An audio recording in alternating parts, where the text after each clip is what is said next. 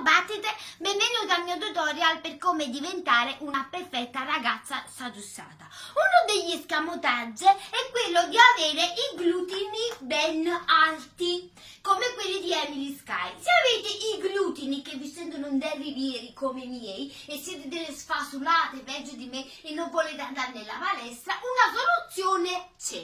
È quella di fare gli squat, se sai io, cioè a casa, così. Il passo è semplice, vi spiegherò come si fa. Allora, aprite le gambe, così i piedi a 10 e 10. Se già ce l'avete a 10 e 10 già vi trovate avanzati per l'esercizio. Mettete le mani così come se volete pregare. Dopo il terzo squat già capite perché.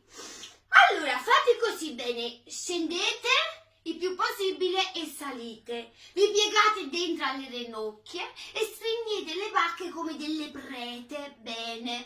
Dopo il terzo squat avete capito perché avete le mani così, perché vi inizierà a passare tutta la vostra vita davanti agli occhi e vi sentite di morire. Non vi mettete il pantalone stregnuto perché squattando può essere che si squatta, bene. A un certo punto inizierete a diventare di tutti i colori, sentirete il trumuliccio e vi faranno male tutti i quadricipiti, i setticipiti, tutti i muscoli del vostro corpo che avete. Dovreste fare 3 serie da 15, però diciamo che se fate 3 serie da 15 vi inizieranno a venire tutta una serie di giramenti di testa e io non vi voglio avere sulla coscienza. Beh, Battite, questo è lo squat se sai io, mi fermo prima di morire.